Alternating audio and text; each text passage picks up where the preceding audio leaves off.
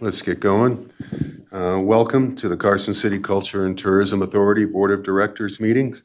It's 4 o'clock. We're in the Carson City Community Center, the Robert Bob Kroll Boardroom, and we're ready to start. Can I get a roll call? Stacy Giomi. Here. Bobby Rader. Here. Mike Jones. Here. Steve Kim and Steve Reynolds are absent. We have a quorum. I ask everyone to stand for the Pledge of Allegiance.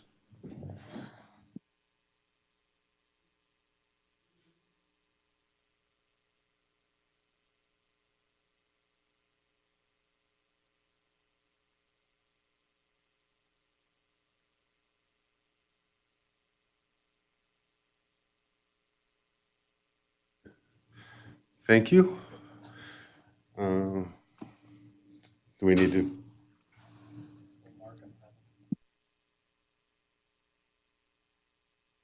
I'd just like to let it be known for the record that Steve Kim, the other board member, is here. Now we have 4 board members, and we still have a quorum. At this time, I'll ask for any public comment. Not seeing none here physically. Is there anyone on the phone that would like to make a public comment? There are no callers on the line at this time. All right, thank you. On to item 5, approval of the minutes of the June 14th, 2021 CTA board meeting. Is there any board member who'd like to make any corrections or additions to the minutes of the last meeting? If not, could I get a motion? I'll make a motion to accept the minutes. All in favor? Aye. Opposed? Hearing none, motion passes. Before we move on to the consent agenda, I would like to make a change in today's agenda. Item 9, the approval of the interlocal agreement. There's still being some changes made at the city level with some department heads, and I don't see approving a document that we haven't seen in its entirety yet. So I'd like to have that pulled from the agenda. And we'll discuss it in our August meeting. Moving on to the consent agenda, would any member of the board like any individual item pulled for review? Is there any member of the public that would like an item pulled for review? All right, if not, could I get a motion to approve the consent agenda? I move to approve the consent agenda consisting of items 6 and 7. Get a second? A second. All in favor? Aye. Opposed? Hearing none, agenda motion passes. With that, we'll move on to the directors. Item 10, discussion only, executive director's update. Thank you, Chair Jones. For the record, Dave Peterson, Executive Director with Visit Carson City.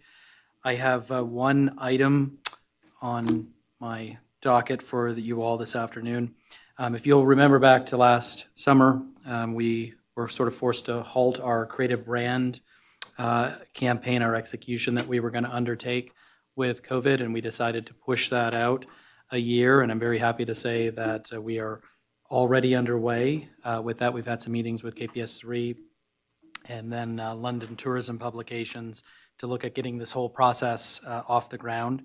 We all agreed that research and data should be a driving force behind what we're going to do with this new creative brand execution and our new imagery and the campaign itself. And with that, we're going to kind of start things off with some baseline brand perception testing and awareness research.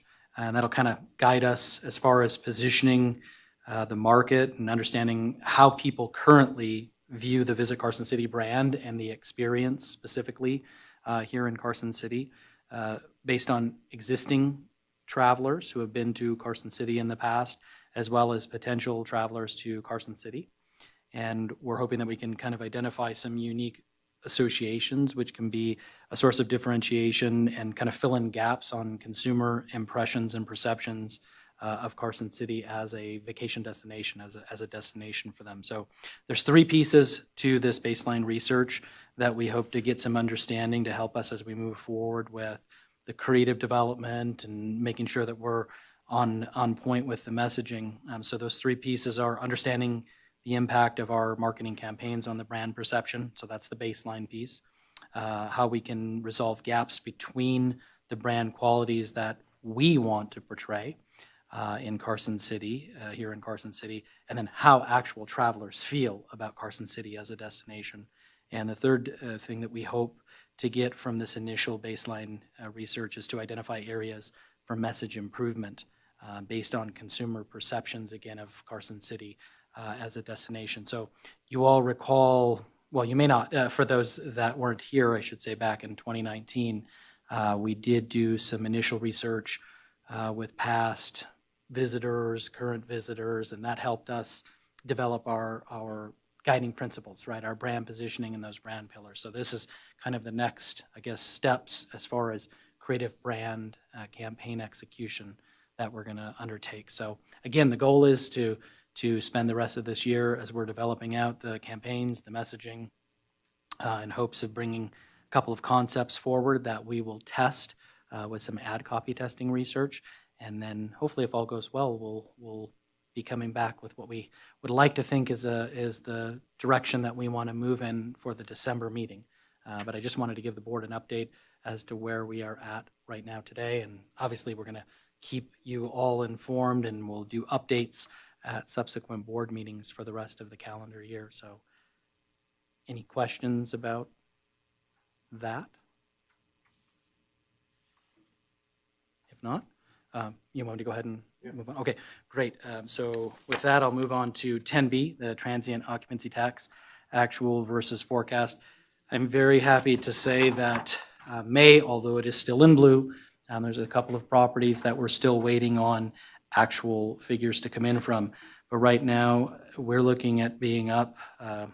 We may even exceed that 14.53. I was a bit conservative, but about 15% in May. So I did go ahead and re-project June to be at 15%, but I'm very pleased with the numbers as they're coming in. You know, we're doing very well. I can let Steve or Mike speak to this very well with our ADR. Our average daily rates are incredibly high right now. And even with rooms being taken offline, just because of, again, some staffing related issues with certain properties, we had an incredible month, or we're projected to have an incredible month in May. And I see no reason to think that that's not going to continue at least through the summer months. So any questions about this particular report? We'll have one more, Chris, right?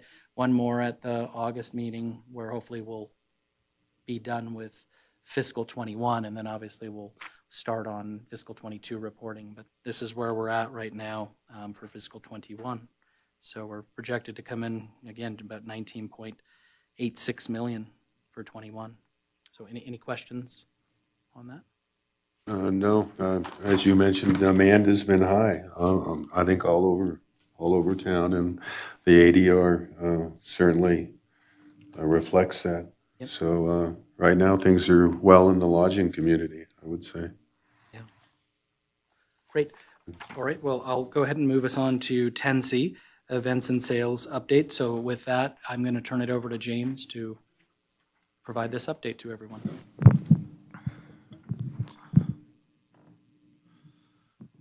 As per usual, we try to recap some of the events that have taken place the month before or the meeting or after the meeting we just had in June. So I want to recap the lacrosse tournament. We had 70-plus teams on the at two fields, at Pete Livermore and Governor's Fields. When we tried to go and observe and watch the event, we couldn't find parking for about 25 minutes. And Parks and Rec made that clear that we're most likely moving forward, we'll have to put together some plans to try and navigate that if we are to continue this lacrosse tournament in the future.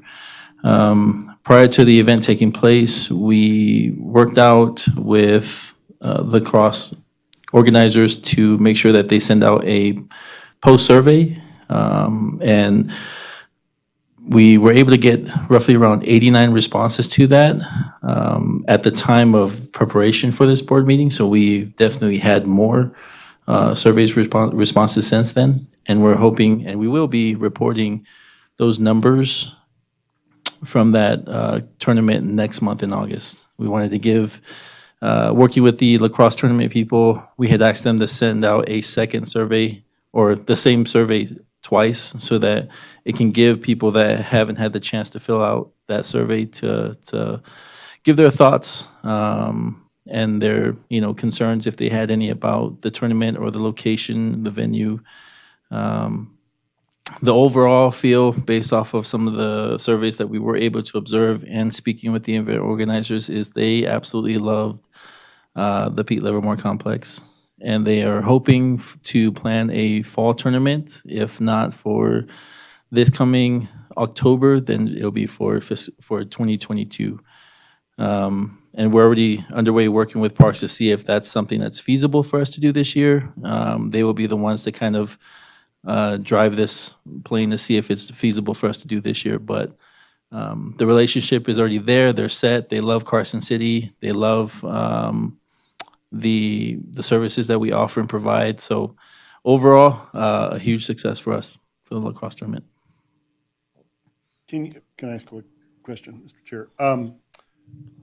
James, where, I know you'll know this later, but where did these teams come from?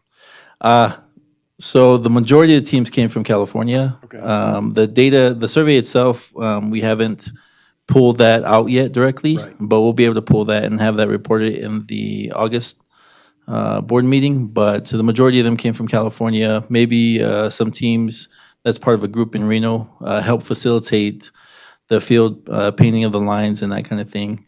So they helped with that. But Carson City, we don't have a single lacrosse tournament team. Right, so for the most part, they were all out of Correct. town and certainly out of state for the Correct. most part, yeah. Correct. Great, thank you. And then we also had, oh, sorry. So, and you were saying the feedback was positive. I got a lot of positive feedback from folks in town for the tournament, but no issues because some of them had to stay outside the area. No, no complaints about that. Obviously, there are some people that preferred, because this, just to kind of make this aware, this tournament typically takes place in Tahoe.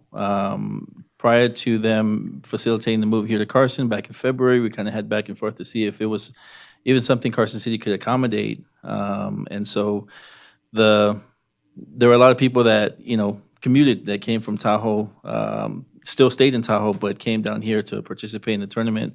A lot of people were surprised at how clean the facility was and very surprised by the community itself, Carson City, and some of our offerings that we had here. So we're excited for presenting Carson City to a brand new group of sports enthusiasts. All right, no, Yep. thanks.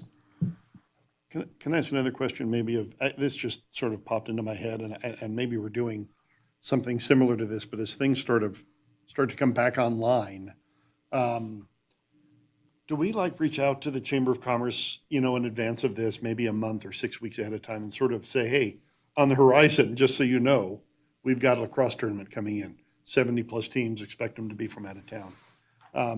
It seems like it'd be great communication to pass along to the Chamber of Commerce and maybe ask them to pass along to their businesses or even share, because I think people would I think businesses would like to know that. Maybe they want to do something in Yep. terms of offering a discount or something like that. And if they know well enough in advance, might help them, Plan staff something. up. Well, yeah, or even staff up, which, we all know is probably not, You want me to, or, go ahead. So, This event came about pretty quickly. yeah. Yeah. Yeah, I'm not speaking of this Yeah. one because I know this was No, but I we think were it's a kind of a great replacement, idea. but what a great opportunity Yeah. for us Yeah. to showcase our community and maybe, get them to come back, an event that we wouldn't have had otherwise. We did kind of we did kind of prepare for that too. We didn't do that directly with the Chamber of Commerce, but what we did do is we did go talk to all the restaurants and talk to them Great. about hey, this tournament's coming up this weekend, I suggest to maybe staff up or maybe provide limited menus. Places like 395 Reds, they do a really good job of providing a limited menu. That way they can get teams in and out in like an hour and a half. Because that's one of the challenges restaurants face is when you have an influx of teams, there's a bottleneck of trying to serve all these people. And if they're in there for 2.5 hours waiting for their food, it provides a really bad experience. So we created a landing page back in May and listed all the types of businesses, breakfast, lunch, and dinners, and resources so that they knew that these restaurants existed, but then on the restaurant side, to be prepared for the influx of people. So we did kind of do some work on that, but not directly with the chamber, but it's a great idea. Well, no, I mean, the way you're doing it is fine. I think it's just, I think it's super important because I remember when I was traveling with my kids for travel teams and, you went to a place and you were there hours and you Yep. wanted to be able to eat, maybe go take a nap or swim in the pool. Right. And you didn't have time to do that and you're scrambling to get back and those instances don't leave a good taste in your mouth. Yep. And people tend to take that out on the community or on the tournament itself. And so I applaud you for doing that and just would encourage you to continue to do that because I think it can only benefit us, in the long term. I think it's a good idea. Stacy, we'll definitely do a little better job of communicating with Ronnie too, but we kind of took it upon ourselves. Yeah. And we No, saw as that long in as the- we're doing it, the Oh, end yeah, yeah. result is the same. Yeah, because we can spool that page up for any Yeah. event and almost create a custom That's landing page great. depending on the time of the year and the type of visitor, Yep. right, and what the teams are. And I think we saw some of that in the feedback last year. No, I shouldn't say last year, from 2019 when we did survey people from, I don't know how many events we surveyed, a couple thousand completes, and they were saying something along those lines. It'd be nice to know what's open, where can we bring kids in quickly, or big groups of people, and what museums are open on the And weekend. hitting the restaurants and letting them know to, hey, throw a limited menu together so you can Yeah. get them in and out. That's brilliant because Yeah. they don't want to lose the business and, in some cases they might. So it's great. Yeah, Thank you. no, excellent ideas, and if you guys have any additional suggestions too, or you're hearing anything from the business community to make this more efficient, because we want it to be more collaborative, right? And how do we benefit our local businesses? How do we make it efficient? And then I think, staffing is the big challenge right now, so we're trying to get out in front of these events as far as we possibly can. We've talked about getting things out on the chamber calendar, as early as possible. I think this, Yeah. lends itself to that. Yeah, absolutely. Yeah, because they have the community piece, and then we've retooled, and actually probably should talk about this at some point, but we've retooled our website on the events page, now that we're talking about this, I guess, to be focused on the larger events, the larger special events, but then we have the ability for people when they're on that page, and I forget, Lydia can jump in if you can remember, but we basically say if you're looking for a local event or like a community event, we're taking people directly over into the Chamber's calendar because, Bev obviously does an amazing job of updating that every day of every week, and we don't have the resources, right, the staff to be able to, and we shouldn't duplicate something like that. So I think we're covering things between our calendar and then what the Chamber is doing, and it seems to be working with Ronnie liked the changes that we put into effect on our website. So it's not like we're trying to duplicate what she and Bev are already doing. So, but yes, you're absolutely right. The further we can get out in front of these events, the better, everybody will be. So, Thank you, James. Yeah, and James did, I'll just say, a great job working with these guys because this was brand new. I don't think that we've had a lacrosse tournament here in Carson City's history. No. So in the Parks and Rec, they were amazing. With that many people. And I parked out in the sticks, basically, to find a place to park over that weekend. It was incredible how many people. I've never seen cars literally in every side street coming into and out of the Pete Livermore complex. So it was a sight to be seen, I guess. So, but Parks and Rec and James did a very nice job on the tournament. Yeah, they were even able to navigate the day off, right? That Friday was when we declared the national holiday for Juneteenth, and a lot of the parks employees tried their best to kind of facilitate that and had the volunteers there to kind of help finish up the painting of the lines. But overall, a great success, and we're looking forward to their partnership in the future. And just to recap, we had the tours of distinctions that came from Las Vegas up here. They visited 4 destinations here in Carson City as part of their 3-day visit. They came downtown and did the tour of the Capitol building. They also did the Kit Carson Trail by one of our great partners that does our ghost tours, Mary Bennett. We were also able to have them at Stewart Indian School on the first. This one, they actually made an additional visit, which was to the emergency room for one of the ladies close to 80 years old fell in Virginia City, and they just wanted to make sure she was okay. So I ended up taking the tour bus on a guided tour to the emergency room off of Hospitality. But we made ourselves available just in case these kinds of things happen. And, we had issues with feeding them the next day. We had the food truck breakdown. But we were able to put together some sandwiches within a couple hours and get them out the door back home to Vegas. So some of these things, you don't expect to happen, but you kind of prepare and plan for it. And we were ready. Lydia was there to help. Bobby was able to facilitate a lot of things. So overall success. She was very complimentary when she found out all the things that we kind of did to kind of help make sure that this tour went the way that she was hoping it would.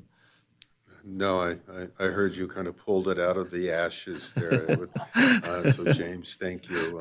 Yeah, I want to And a thank trip to James the and Lydia. hospital. Yeah, So it you was. wore a lot of hats that day. Thanks. Yeah, it was actually quite comical, and in terms of everything that happened. But they took a nice picture of the tour bus and the emergency sign, and they'll include that in their memorial books.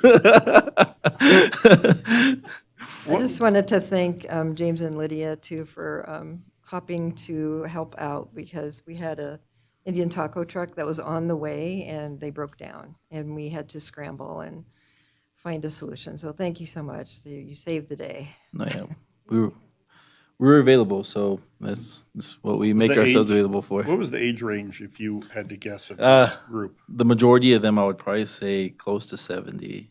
Okay. There were a couple in their 50s, but they were definitely 70 and up. But I will say this is a great tour company for us and Ann McCall to get these folks coming up to Carson City. I mean, with Stewart being added, boy, that really changed the whole face of the group and the experience up here in Carson City. So it's good, right? I think. And do you for think what they'll we can do. repeat this or offer it again, or? I think they will repeat. The goal is to make sure that they stay here in Carson. So that's the Right. next angle we're Yeah. working right now. That's the change we want Yeah. to see. Right. And after Yeah. James being sandwich boy to go get, and then Dave, where do I get chips without the tax being, Right. on top of the chips with the P Yeah. card, right? So, and I just want to read a note, James, before you go on. So this is Ann McCall, sent a note back about the tours, and she runs Tours of Distinction. I just cannot believe how thankful, impressed, and grateful I am for everything you have done for this group. Just found out about the lunch today too. Wow, you are amazing. So that was in response to James' efforts, not only with the sandwich crisis, but also picking the lady up, I think, from the hospital and catching back up with the bus, right? Yeah, To they get were her back with having- the group. They were having dinner at JT's. Yeah. So he crossed the county line even, Yeah. Whoa. Phew. So- Yeah. So I think the effort, again, that James put in here, I definitely think we'll see them come back with the idea of converting at least one night initially. Sure, I would love for these folks to stay entirely in Carson City overnight, but at least work on one night here in Carson City and be able to bring an opportunity to the hotel motel partners to participate, as far as the overnight lodging. So great Yeah. job, James. And Thank you. and the fact that they were able to plan these during the pandemic, right, is really a testament to the value that they saw in bringing their tour group here. So we're hoping for that to continue to grow. Just upcoming tours events for June, July, and August. I kind of checked marked some of the things we've already discussed. ABA Marketplace, the lacrosse tournament, and RSVP, the 4th of July Carnival. This past Saturday, the Downtown Revival Car Show. Sharon actually sent me an email saying that they gave an award to the person that drove the furthest, and it was, I can't remember the exact city, but it was in Minnesota. They came from Minnesota. Wow. To participate in the car show. And they had potential. And they had 13 cars came from a car group in West Sacramento. So they were really happy to kind of get that support from some of the California car clubs. Upcoming, we have the Outlaw Flat Track race that we're preparing for, and the Brew Fest. We just printed tickets for them today. And they're gearing up to have their event in August. Just a heads up, we have 4 trade shows, exchanges, marketplaces, and trade shows coming up. The big one is IPW in September. Planning for that has been well underway. David and myself, and working with Art Jameson up in Reno and RSCVA are in preparations for that. NTA is coming up in November, followed by the marketplace in January in Grapevine, Texas, and then Go West Summit taking place in Reno. That one there, we're planning some pre and post fam tours with some of the tour operators who are attending that Go West Summit. That's everything I have to report. Any questions? I just wanted, James, if I can just throw one thing out. So for IPW, we'll have there'll be pre and post tour operators coming into the area on their own. But we're working in conjunction with Travel Nevada, primarily the RSCVA, which is the Reno Sparks Convention and Visitors Authority, to showcase Carson City, we hope, for some part of an afternoon. Right now, our partners at Freedom Rail, who run the rail bikes, have graciously, they're going to be comping the entire group, basically, to come out and ride the rail bikes. It may be a shortened version of the rail bike experience as they're coming back from Virginia, or coming down from Virginia City into Carson City. But we're working very closely with the RSCVA, and we certainly appreciate the fact that we're being included by our partners at Reno. So I just wanted to add that in. Yeah, go ahead. Do we just, I know this last weekend was the celebrity golf tournament at the lake. Do we get any overflow from that? Do you guys know if we typically get anything from that? Or, I mean, that's the anecdotal, I guess. But Mike, do you know? Nothing on our end. Yeah. No, not a lot. Part of it, I think, was because the ADR here in town was pretty high over the weekend, and because the number of rooms, but typically it's all up at the lake. Yeah, and they have enough capacity to be able to handle it, so. Okay, just curious. Thanks. If there are no further questions for James, we'll go ahead and move on to 10D, Arts and Culture Update. And by golly, I'm happy to say that we have our Arts and Culture Program Manager, Deborah Soul, with us today, live and in person. And I have a couple things I want to say, but I want to just turn it over to you, Deborah, give a little background if you don't mind, and let these guys grill you with questions. And I'll step in if they become, too mean to you. Well, I don't know if you'll want to grill me with questions, but I originally come from Canada, but I've worked in the cultural sector as a cultural planner and arts administrator in Canada and Australia and here in the United States, mostly in Nevada. I'm really excited to be in this position because I see so much potential here in Carson City.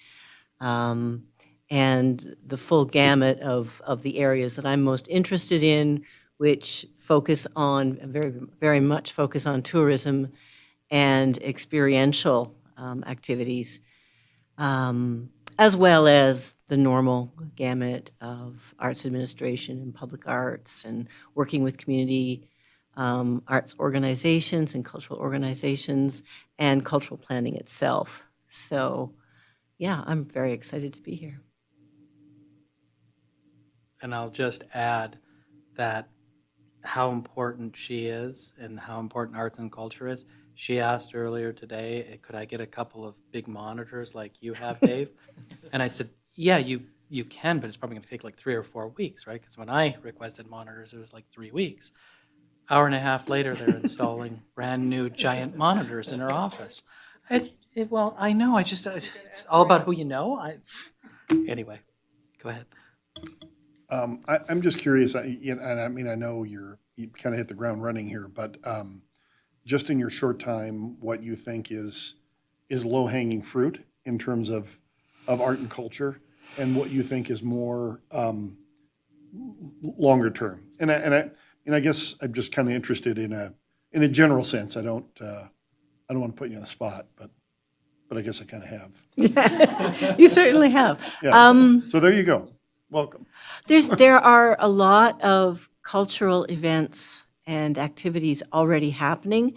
I think that there's a tremendous opportunity to boost those and to work with them and even to see if we can get some collaboration, more collaboration between some of the organizations so that they could become larger events or mushroom into something more significant. Because you have an enormous amount of resource here and talented people and really committed people I can see already. Longer term, I think that there's a great opportunity to work more effectively with your cultural master plan, to go back and take a look at it in terms of overall objectives and priority action items, take it back to the cultural organizations, take it to the commissions, and take it to the community and get some prioritization, because then we can set out a path forward that really reflects where there's the most resource, interest, and enthusiasm. And that way, it's not just one person implementing and growing arts and culture in Carson City, it's the entire community. Great. Well, I love that. And you know, if we can help as a board or me as a member of the Board of Supervisors to facilitate that, you know, getting it brought to our board, I'm happy to do that. So thank you and welcome. Great, thank you. And David's over excessive use of the term "by golly" hopefully hasn't turned you off. But you know, Deborah, being involved in the interview process, it was such a pleasure talking to you and welcoming you to the board and to the team. Just very impressive, and we're very happy to have you and lucky to have you. Thank you, Mike. She's done a really good job with this onboarding. So she's already into the arts and culture master plan, the public art policy. She's working on some of the ARP, American Rescue Plan stuff with the NEA. So we're trying to work on meetings with the Arts Council, figure out where we fit in, you know, see if we can bring some additional funds in. And by golly, it's been awesome, Mike, so far. I'll do a brief update on murals. Oh, so sorry, Bobby and Steve, I'm so sorry for not giving you an opportunity to speak, so go ahead, sorry.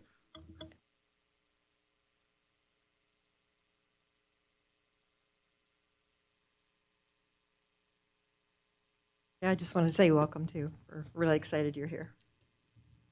I was so excited, I'm so sorry that I can't see if your hands are raised, only Mike can, so. Maybe it's time for another "by golly." Yeah, by golly, yeah. So murals, I want to let the board know that we are going to have a dedication for the outside mural on our building this Friday at 10 a.m. So mark your calendars if you're in town and able to be there and be a part of that. So again, driven primarily the Rotary, and we're working with them and working with Nancy on the city side of things. But we'll have that 10 a.m. dedication this Friday, July 16th. And then on the inside mural, we're a couple weeks out. There's some additional work that needs to be done, and Deborah, I'm not even going to try to explain finishing touches and all that stuff, but we've got some more work to do to get that one finished on the inside before we're ready to rock and roll and get that one out there to the public and to our visitors. But it's coming along very nicely, and I'm excited where that's gonna land. So, quick update on all things mural related. Any other questions on the arts and culture front? Okay, thank you. Okay, so I will go ahead and move on to 10E, the marketing and public relations update. So with that, I'm going to turn it over to Lydia. And thank you, Deborah, for being here. And in spite of the by gollies, you still want to keep rolling, so thank you. Thanks, Dave. For the record, Lydia Beck. My presentation is pretty short and sweet today. We're going to go over the PR report, the streaming update, and then our digital update for paid social and Google Ads and beyond. The PR report was a really strong June due to some of the media fams that we brought in through the Reno Tahoe territory. So we had 40.3 million unique visitors per month. We had a reach of 267.7 thousand and a publicity value of over 530,000. So a lot of those highlights came from the Reno Gazette, the Las Vegas Review, Carson Now, Fox 11 did Exploring Our Backyard with a feature on Carson City.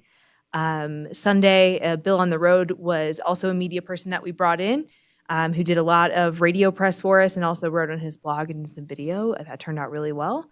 And the Christian Post is where a lot of these numbers are coming from. There's a huge reader base, and we had someone come and stay and explore Carson City and around Reno Tahoe and spent a couple nights in Carson. So for our streaming update, we'll start with Hulu. So what you're seeing here is a compilation of our entire campaign that we've been running since April. The last bar here where you see the 73,000 impressions is June. So total for this grant that we wrote, we delivered 122, but pretty much 123,000 impressions for this campaign with a pretty decent frequency and obviously reached a lot of people. And this was targeting the Vegas market. As far as Spectrum, this is targeting the Sacramento market. So we are using these to kind of test and beta test which one we're looking at, and still meeting with different streaming companies to make sure that we're using the right one that has the most assets that we can use. So for June, we delivered at the time 61,000 impressions, but it's actually 71,000 as of today before we checked here. So overall, we're really liking what we're seeing. The completion rate is great. The only reason it's not 100% is when someone turns off their TV. So that's the nice part, is these are not skippable. So overall, we're really loving having our video out there in people's living room. And these are the TV networks that you can see are most delivered impressions on. So MSNBC, HLN, Investigation Discovery, TLC, HGTV, the Food Network, Discovery, History, TV Land. So some really strong networks. For our digital marketing update for June for our paid social media, overall, we're still trending up on our audience growth. So overall, we're gaining more followers each month, and we've seen a great boost in our impressions, but a small decrease in engagement overall. But we've seen an increase in our link clicks to our website. So we are really driving traffic to the website, and June was a great month to do that. Our Google ads are also doing really well. Overall, from display ads to video to search, we're delivering almost 278,000 impressions, 3,000 clicks to our website, and 206 conversions. And that's conversions are referrals to our hotel partners in their booking sites, or a visitor guide download. But we have pretty few visitor guide downloads. I would say almost all of those 206 are driving people to our hoteliers' websites. And as far as our website top content, rail bikes seem to be continuing to trend as the warmer months come along, even despite the heat. Our landing page, they're actually getting more hits than our landing page, our home pages. So between that and things to do, our hotels page is number 4. The 4th of July celebration was really popular all throughout July. We had a lot of clicks in that between May and June. Our events page is number 6, the Kings Canyon Waterfall. And then from our .biz website, this is actually the first time we've had our .biz trending in our top 10 overall. So where it says the media partners / rail bikes, it looks like James has done some good work to drive some traffic from there. And then we also have the Kit Carson Trail sitting at number 10. So this is the content that our visitors are looking for in our site and that they're finding. So we're continuing to fine-tune these landing pages, the ones that we're seeing the most traffic to, and making sure that we're relevant. And overall, our bounce rate is sitting at about 63%. So we're slowly going down. Our pages per session is over 2, and average session duration is about 1 minute and 38, but some of these are even over 2 minutes. So we're we're slowly getting that bounce rate down, the more relevant content that we're putting out there. So we're excited to see that. And that is the quick update for marketing. Is there any questions that I can answer for you guys? Lydia, do you want to just touch on what we've got coming up next week? Yes. If you just give them a I would little love taste. to. She's been busting her butt with all these travel writers and influencers and day and night. We've got people coming in, which has just been absolutely wonderful. And they're coming from all around the country, which is exposing us to some new markets, even outside of our kind of our primary and secondary markets, which I think has been wonderful. But do you just give them a Yes, quick? absolutely. Yeah, thank you. Yeah, the PR has picked up incredibly since April, really. So we've had some grants through RTT that were for media writers to come in. So we've been hosting those and finalizing those, and some of these articles are still going to be coming out and might even be months from now. But next week we have our own influencer familiarization tour that we're going to be doing. So we have people from California and even still finalizing a couple people as well. One is from Texas. And trying to incorporate as much diversity as we can in this one and really making it a unique tour that's really centered around Carson City. The last one that we did was focused more on the hub concept. So we did a lot in Carson City, but we also did some stuff in Tahoe and took them skydiving and kayaking. And so this one's a little more centered around Carson City, especially because we're doing it during the week because I feel like that was the only time we were going to find hotels. So we're bringing them in on Monday and they're leaving on Thursday. And we have probably, including myself hosting them, we'll have about 7 to 8 people on this one. And we'll be staying at the Staybridge so we can showcase our newest hotel. And then we'll be anywhere from Skunk Harbor to downtown. We'll be hiking and rail bikes and hot springs and all over. So we've got a great itinerary plan. So next month I'll be able to update you on that and the reach that we got from that. But we're very excited. Yeah, and huge thanks to our hotel motel partners for helping us out with these different influencers and travel writers who have been coming in to town. So I know it's difficult when you're selling out the rooms to help us out with some comped rooms, but we're very grateful to you all Absolutely. doing that. So thank you. Any questions for Lydia? Okay, we'll go ahead and move on to 10F, future agenda items. Does anybody have anything they would like to see come back or come forward to the August meeting? No? Okay. We'll move on to 10G. Our next meeting is scheduled for August 9th at 4 p.m., so put that on your calendars. Turn it back over to you, Mike. Thank you, David. On to item 11. Any comments from the board or announcements? Board Member Rader? This is Bobby Rader. Yes, I wanted to let everyone know that we have an event on August 14th. There's a really talented track star from Yerington who's a Walker River Paiute tribal member. His great-grandfather, Frank Quinn, attended Stewart Indian School and ran away from Stewart 3 times and all the way back to Yerington. So this young man who's just been winning medals every weekend and is on his way to 2 different junior Olympic trials, is going to be hosting a run, and he calls it the Remembrance Run, and it's going to start at our museum on August 14th at 6 a.m. And they're inviting anyone to come and join and see them off or run along with them. They're going to run all the way from Stewart to Yerington. And we were really helped out a lot by Lydia. What is the guy with Carson Open Spaces?